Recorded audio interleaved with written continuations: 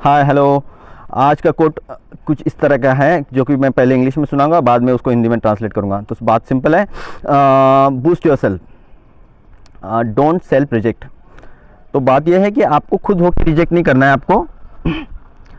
जैसे कि कोई इंटरव्यू की ऐड आई है तो आप खुद ही बोल रहे हैं कि मेरे पास इंग्लिश स्पीकिंग नहीं है, मेरे पास डिग्री नहीं है, मैं दिखने में अच्छा नहीं हूँ, मेरे पास कपड़े नहीं है, वो डिस्टेंस बहुत दूर है, मैं थका हुआ हूँ, मेरी प्रिपरेशन नहीं है, तो ये आपने खुद ही रिजेक्ट कर दिया है उस बात के लिए। सेम बच्चों के लिए भी होता है कि मैंने इसके पहले मैंने फर्स्ट रैंक आया ही नहीं है तो मैं क्यों ट्राई करूँ फर्स्ट आने का। तो ऑब्वियस सी बात है कि आप रिजेक्ट ही कर दोगे खुद को। तो इससे दो बातें मैं मेरे साइड से बताना चाहूँगा कि एक तो आपकी कॉन्फिडेंस रिड्यूस हो जाएगा कि आपने खुद को ही रिड्यूस कर दिया है, खुद को ही फेल कर दिया है, खुद को ही रिजेक्ट कर दिया है।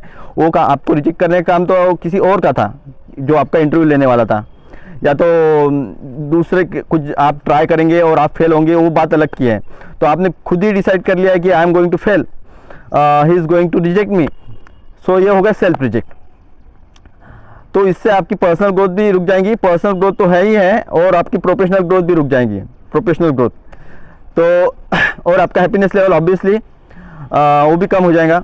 और कॉन्फिडेंस, आप नई चीज़ ट्राई नहीं कर रहे हैं और आपने खुद ही डिसाइड कर लिया है कि I am not going to be I am not going to participate in it, I am not going to do it because I am not good enough.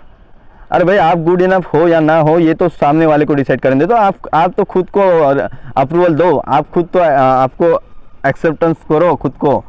वो रिजेक्शन का काम उनका है जो करने वाले हैं, जिनके हाथ में है। सो ये बात यही हो गई कि मैंने 7th स्टैंडर्ड में एक बात बताई थी, बच्चे भूल गए होंगे। तो ये बात उसी तरह की हो गई। हिंदी में भी एक कहावत है, ये तो बात उसी तरह की हो गई कि जैसे कि मंजिल मिले ना मिले, मंजिल मिले ना मिले ये तो किस्मत की बात है, हम कोशिश भी ना करें ये तो गलत बात है।